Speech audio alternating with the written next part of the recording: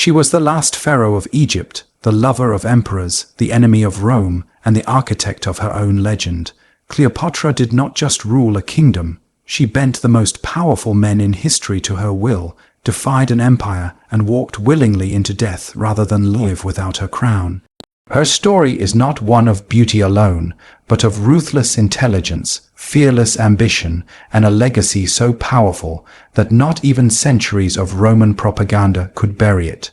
Before the myth, before the seductions, before the fall, there was a woman who chose power on her own terms. Cleopatra was not merely born into royalty, she was born into chaos. The Ptolemaic dynasty, despite its wealth and grandeur, was riddled with internal betrayals, assassinations, and family members turning on one another for power. It was a world of crowns laced with poison and thrones built on shifting alliances. Cleopatra VII Philopator entered this ruthless game around 69 BC in Alexandria, the dazzling capital of Hellenistic Egypt. Unlike the romanticized image many carry of her today, Cleopatra was not just a seductress or a beautiful queen. She was a deeply intelligent, multilingual, politically astute woman, born into a lineage that had ruled Egypt for centuries, but was now teetering on the edge of irrelevance in the face of Roman expansion. From an early age, Cleopatra was exposed to the realities of power. It was never secure, always threatened. Her father, Ptolemy XII Auletes, was a deeply unpopular king seen as a Roman puppet.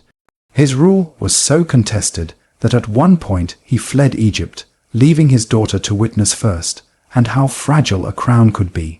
During his exile, Egypt was briefly governed by his daughter Berenice Roman Phoclea, Cleopatra's older sister, who was later executed when Auletes returned with Roman military support. That was the tone of the world Cleopatra grew up in. Loyalty was temporary, survival required cunning, and love was a liability unless it was useful. But Cleopatra was not like her predecessors, where most Ptolemies ruled from a distance, retaining Greek language, culture, and identity while treating native Egyptians as subjects. Cleopatra broke from this tradition. She learned to speak Egyptian fluently, the first ruler of her line to do so. She didn't just want to reign, she wanted to belong. She studied philosophy, astronomy, medicine, and spoke as many as 9 languages. These weren't just academic pursuits, they were political tools. In a kingdom fragmented by ethnicity and economic class, Cleopatra crafted an image of herself as both Greek and Egyptian.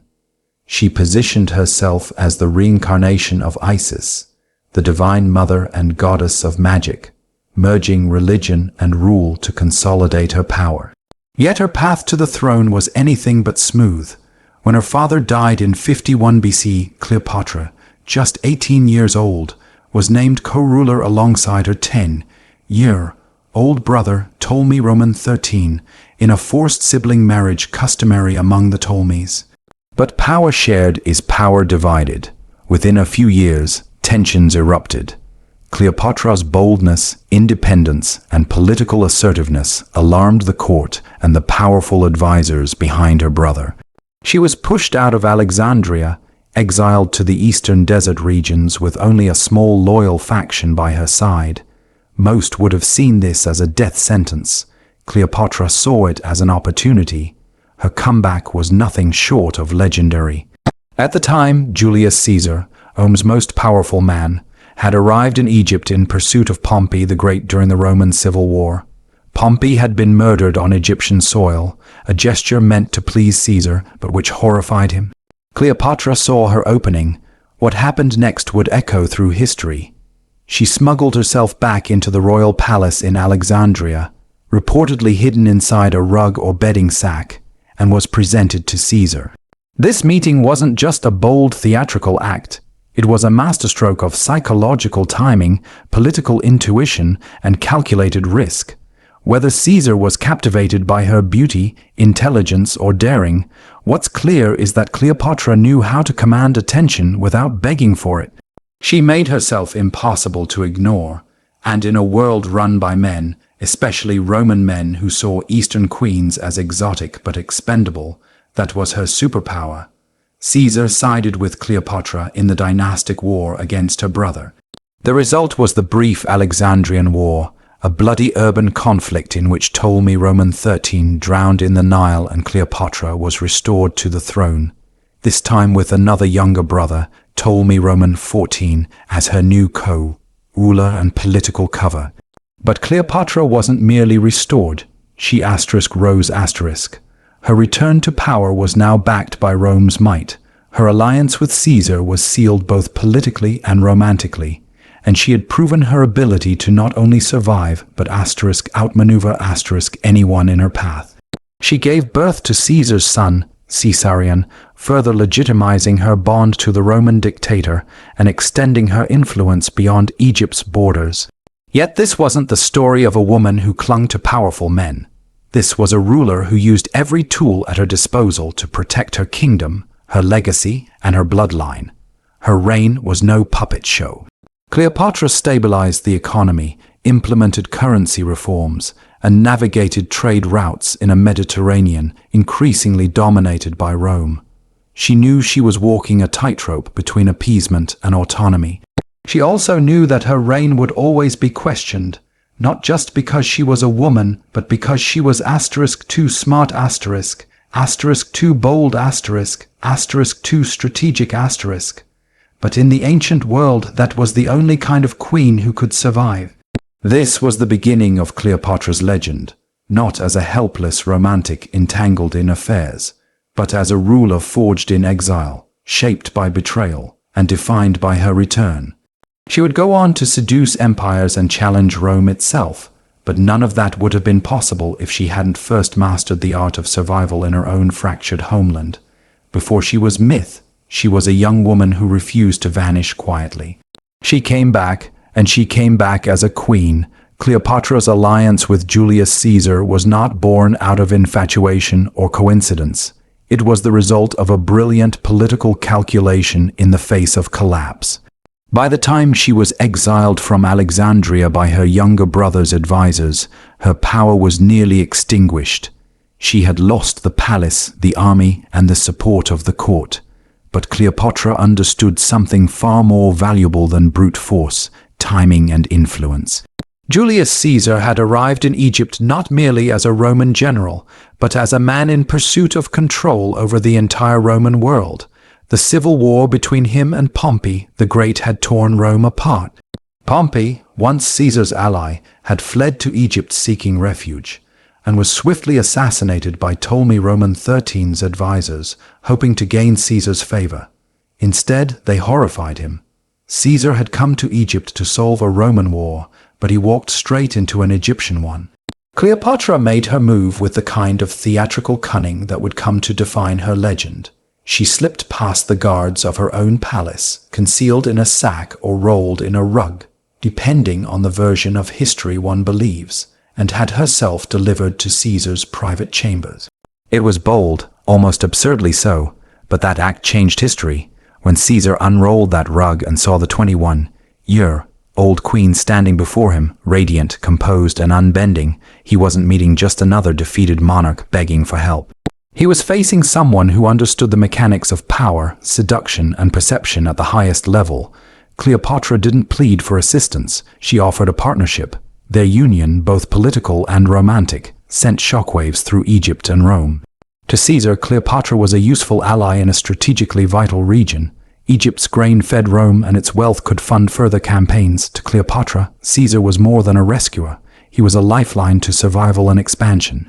Together, they defeated Ptolemy Roman 13 in the Alexandrian War, a brutal conflict that ended with the young king's death and Cleopatra's reinstatement on the throne. But what emerged from that war was something more dangerous than a restored monarchy. It was a merging of Eastern sovereignty and Roman ambition, symbolized by the child Cleopatra bore, Caesarion, the son of Caesar. The birth of Caesarion was no mere affair of the court scandal.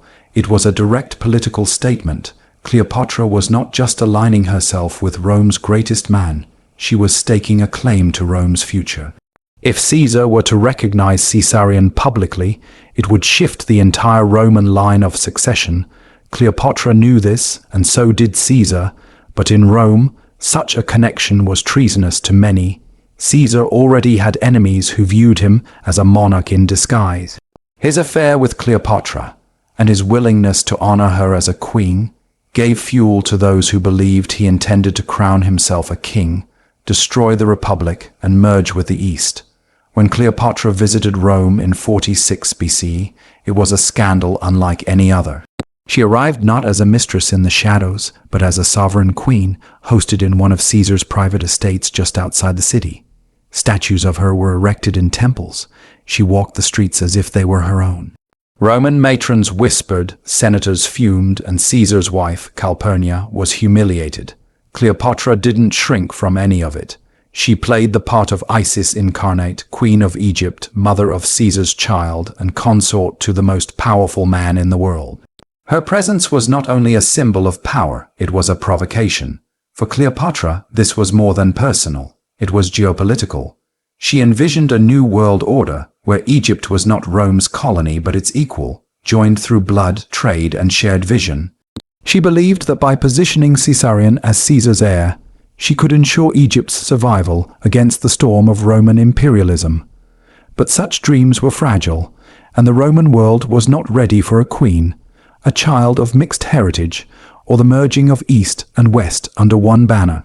When Caesar was assassinated in 44 BC by Roman senators in the Senate House, Cleopatra's vision collapsed in a single knife stroke. The assassination forced her into a desperate recalibration. She returned to Egypt with Caesarion, her future now unprotected by Caesar's shadow. In Rome, chaos followed. Civil war erupted between Caesar's assassins and his loyalists. Mark Antony and Octavian, Caesar's closest allies, were rising to power. Cleopatra waited, watched, and calculated. She understood now that alliances with Roman men were never just love stories. They were wagers for sovereignty. Caesar had been a protector, but also a danger. He elevated her, but his death nearly destroyed her. Cleopatra had gambled with an empire and almost lost everything, yet she was undeterred. The affair with Caesar had not diminished her, it had tested her. She had survived the shame, the suspicion, the exile, and even the fury of Rome. What came next would be more perilous still, but Cleopatra had learned that proximity to power was not enough. She had to command it, influence it, and when necessary, seduce it. Love, for Cleopatra, was always a language of diplomacy. Affection and ambition were never separate. She would soon meet Mark Antony, a man of strength but deep emotional need, a man torn between duty and desire. And once again, Cleopatra would make herself unforgettable. Before Antony, there was Caesar, the first great Roman she tamed, and though the world would try to reduce their story to a romance, what Cleopatra accomplished during their union was far more significant. She reclaimed a throne, birthed a legacy, and for a brief moment made Egypt indispensable to the future of Rome. That she did so as a young woman in a world dominated by militaristic men only deepens the awe. She was not a mistress of Caesar, she was a mirror to his ambition, and she reminded the world that a queen, even one surrounded by enemies, could alter the course of history with nothing more than a rug, a strategy, and a name whispered in the halls of power. Cleopatra. After the assassination of Julius Caesar, Cleopatra faced a world once again shifting beneath her feet. The man who had restored her to power was gone, Rome was descending into civil war, and her position, tied so intimately to Caesar's legacy, became precarious overnight. But Cleopatra was never one to retreat into mourning. She returned to Alexandria with her young son, Caesarion, and turned her focus inward, strengthening Egypt, consolidating her rule, and waiting for the next Roman power to emerge. She knew that Rome would not remain fractured forever. Sooner or later, someone would rise, and when they did, she would be ready. That someone arrived in the form of Mark Antony, a brilliant general, a skilled speaker, and a man with an enormous appetite for power. Antony had fought beside Caesar for years, and was now one of the three leaders of Rome, sharing control with Octavian and Lepidus in the uneasy alliance known as the Second Triumvirate. Antony was tasked with securing the eastern provinces and raising money for Rome's continuing wars. In 41 BC, he summoned Cleopatra to meet him in Tarsus. demanding an explanation for her alleged failure to support Caesar's assassins or the Roman cause. But Cleopatra, true to her nature, did not come to Tarsus as a subject. She came as a spectacle. She arrived on a golden barge, sails billowing with perfume, attendants dressed as sea nymphs, and Cleopatra herself reclining as Aphrodite incarnate. Music played, incense wafted through the air, and the entire city stopped to witness the arrival of the Queen of Egypt. It was a calculated act of myth-making. Cleopatra knew Antony was a man driven by emotion and desire, a man who prided himself on being larger than life. So she gave him a performance no Roman could forget, and it worked. Antony, captivated, entered her world not as a conqueror but as a guest. Their connection was immediate and electric. But again, Cleopatra was not seeking love. She was seeking protection, leverage, and the future of Egypt. Antony followed her back to Alexandria, where their alliance deepened, politically, romantically, and eventually domestically. Cleopatra gave birth to twins, Alexander Helios and Cleopatra Selene, further intertwining her legacy with Roman power. In time, she would also bear a third child by Antony, Ptolemy Philadelphus. But these children were more than family. They were political tools, heirs to a new Eastern Empire that Cleopatra and Antony envisioned together. As the Roman world spiraled into further division, Antony became increasingly tied to the East and to Cleopatra. Back in Rome, Octavian, Caesar's adopted son and rising rival to Antony, was watching. He understood what was unfolding.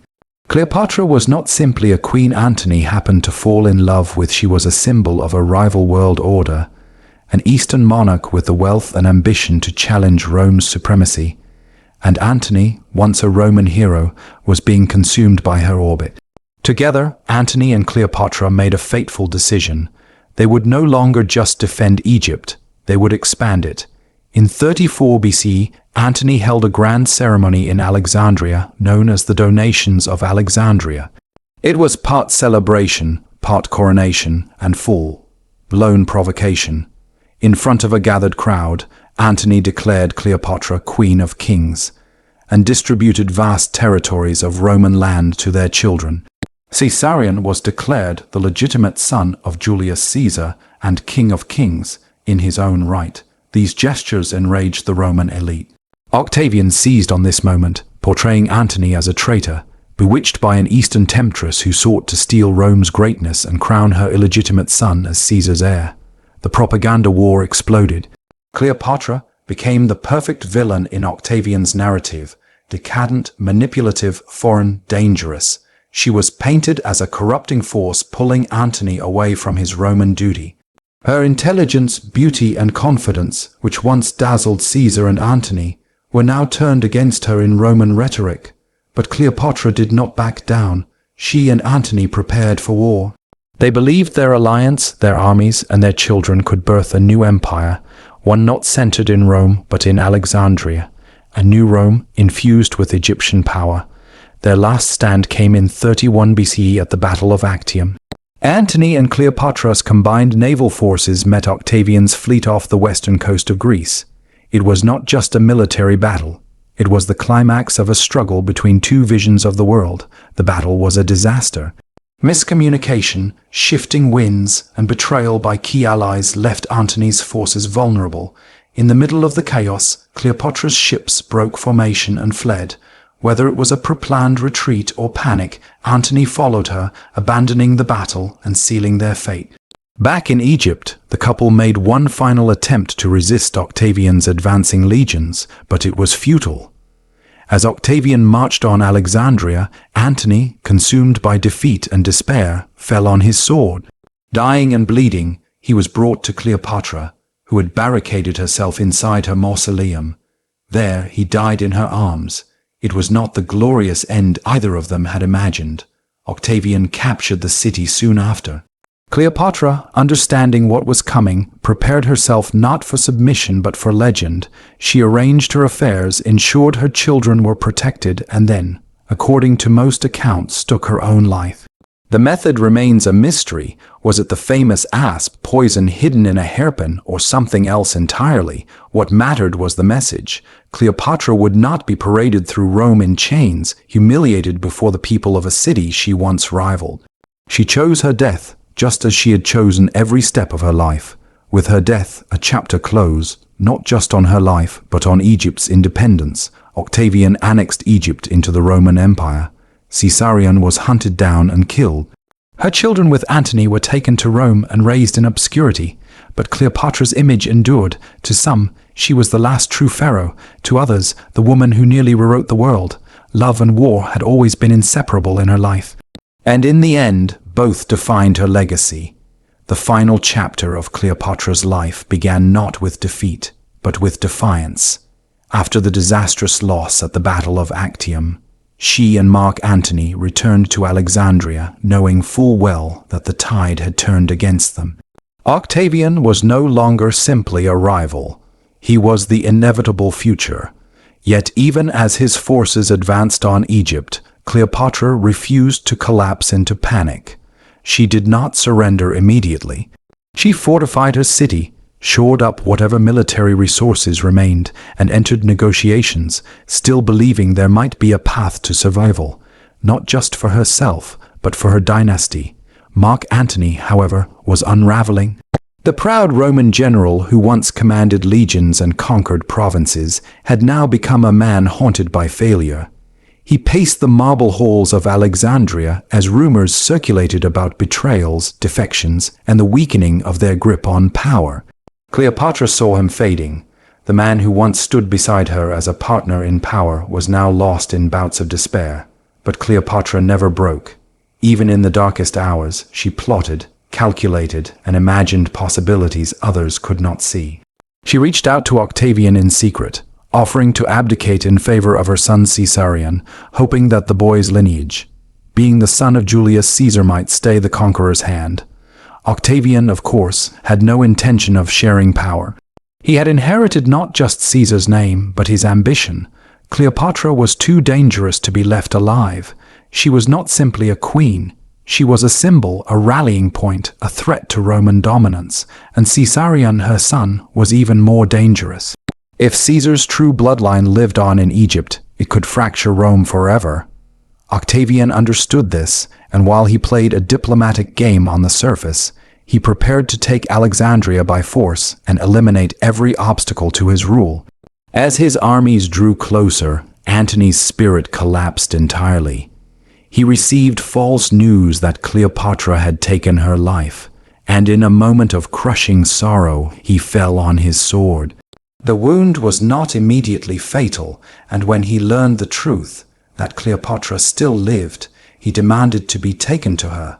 In one of the most tragic moments of their story, Antony was carried, bleeding and broken, into the mausoleum Cleopatra had built for herself in preparation for the worst. There, he died in her arms, a man undone by loss, love, and political miscalculation. Cleopatra, now alone, knew the end had arrived. Octavian entered Alexandria not as a negotiator, but as a conqueror. Still, Cleopatra did not grovel. She met with him face to face, dressed not in mourning, but in royal splendor. She presented herself as a queen until the very last moment. Some accounts say she tried to seduce him, to replicate the alliances she had built with Caesar and Antony. Others suggest she sought only to preserve her children's lives, but Octavian was unmoved. He had no use for her alive, except as a prize to parade through Rome in his planned triumph. Cleopatra, once revered as a living goddess, was now to be reduced to a spectacle for the amusement of the Roman mob. That, more than anything, was unacceptable. Cleopatra had lived her entire life on her own terms. She had chosen her lovers, her alliances, her wars, and her children's futures. She would not allow Octavian to dictate her ending. In secret, she prepared for death. She arranged her most valuable possessions, wrote farewell letters, and ensured her children, especially the younger ones, would be protected or at least spared. Then, in a moment that has become legend, she ended her life. The details of her death remain shrouded in mystery. The most enduring version tells of an asp, venomous Egyptian cobras, smuggled to her in a basket of figs, biting her on the breast and delivering a swift, symbolic death. Others suggest she used poison hidden in a hairpin or salve. Whatever the method, the intent was unmistakable. Cleopatra would not be humiliated, paraded, or owned. Her final act was a message. She was still sovereign over her body, her image, and her legacy. When Octavian found her lifeless body, he was robbed of his prize. She had slipped through his fingers, choosing death over submission. Caesarion, now a teenage boy, attempted to flee, but was soon captured and executed on Octavian's orders. The dream of a dynasty built on Cleopatra's bloodline died with him. Her surviving children with Antony, Alexander Helios, Cleopatra Selene, and Ptolemy Philadelphus were taken to Rome and raised under the watchful eye of Octavia, Antony's Roman wife and Octavian's sister. With Cleopatra's death, Egypt lost its last native ruler. The Ptolemaic dynasty, which had ruled for nearly 3 centuries, came to a final, irreversible end. Egypt became a Roman province, its vast wealth absorbed into the empire. Octavian returned to Rome as its uncontested ruler, eventually taking the title Augustus and founding the Roman Empire. History would be written by his hand, and Cleopatra's name, for centuries, would be twisted by that perspective. Roman poets and historians depicted her as a seductress, a manipulative foreign queen who brought ruin to noble Roman men. She became a cautionary tale, her intelligence and strength distorted into deceit and excess. But behind the propaganda lies a very different reality. Cleopatra was one of the most capable rulers of the ancient world. She navigated the brutal politics of her time with a sharp mind, unmatched charisma, and fearless resolve. She was not a pawn in the hands of powerful men. She was their equal, and sometimes their superior. She played the game of empires with extraordinary skill, and when her final gambit failed, she chose a death that preserved her dignity and transformed her into legend. Her story is not merely one of love or tragedy. It is one of resistance. A woman surrounded by emperors and armies who held her ground until the very end. Cleopatra's fall was not a quiet surrender. It was a final act of control in a world that had tried again and again to conquer her. And though her body perished, her myth would live forever. Cleopatra's death marked the end of Egypt's independence, but it was far from the end of her story. In fact, her legend only grew after her final breath. Octavian may have claimed victory over her kingdom, her legacy, and her bloodline, but he could not silence the fascination she had ignited across continents. Cleopatra was more than a queen, she was a symbol. Her life, choices, and ultimate defiance in the face of empire stirred imaginations in ways no Roman conquest ever could. What began as a political career in a crumbling dynasty became one of the most powerful and controversial legacies in world history. Rome, in its typical fashion, rewrote the narrative. Cleopatra, a learned, multilingual, politically shrewd ruler who stabilized her country and nearly redefined the Roman world, was reduced in official accounts to a temptress. Roman writers and propagandists, especially in the age of Augustus, worked tirelessly to diminish her. They painted her as a manipulative foreign queen who ensnared noble Roman men, a dangerous woman whose sexuality overpowered their reason. Her love affairs with Julius Caesar and Mark Antony were not seen as strategic partnerships but as moral corruption. The message was clear. Rome had not merely defeated a rival kingdom. It had defeated a woman who dared to wield power in a man's world. But the truth was never so simple. Cleopatra had ruled for over 2 decades during one of the most volatile periods in the ancient world. She outlived siblings who tried to kill her, navigated alliances with the most powerful men of her age, and kept Egypt independent longer than any of her contemporaries thought possible. She wasn't swept along by history. She helped shape it. And she did so not just with beauty, as so many tales suggest, but with unmatched intelligence, charisma, and emotional precision. Her understanding of image and mythology was ahead of its time. Cleopatra didn't just wear the crown, she transformed it into a performance of divine authority. By aligning herself with Isis, the mother goddess of Egypt, she merged religion and politics into a single, unbreakable identity. She wasn't merely a ruler, she was a living deity in the eyes of her people. Her ability to project power, even when surrounded by threats, was a masterclass in leadership. Every appearance, every negotiation, every alliance was calculated. She knew the world would never give her power willingly, so she learned how to take it without asking. Her death, too, became a legend because it represented more than tragedy. It was the final assertion of control. In choosing the terms of her own exit, Cleopatra denied Octavian the theatrical triumph he so badly wanted. She denied Rome the right to parade her through its streets like a trophy. Her suicide was not a surrender. It was a final, elegant rebellion. That choice, made in silence and behind stone walls, echoes louder than the roar of any Roman crowd. It is the act of someone who refused to be reduced to a victim. It is the act of someone who understood that death can be power, too. As centuries passed, Cleopatra's story took on new shapes in different cultures. In the Middle Ages, she became a moral warning, a woman whose beauty led men to ruin. During the Renaissance, she was reborn in art and literature as both a tragic heroine and a romantic icon. In modern times, she has been interpreted again and again, on stage, in novels, in film. Sometimes she is a femme fatale, sometimes a noble queen, sometimes a misunderstood victim of propaganda. But across every era, one fact remains: people cannot stop talking about her. There is a reason for this. Cleopatra represents something deeper than political history or romantic scandal. She is a mirror held up to our ideas of gender, power, ambition, and autonomy. She challenges the notion that women in history must be passive or peripheral. She defies the idea that leadership must come with cruelty or detachment. She shows that emotional intelligence, charm, and sensuality can be weapons as potent as swords and armies. Cleopatra's greatest gift was not her beauty. It was her ability to turn perception into influence. She also stands as a reminder of what history tends to do with powerful women.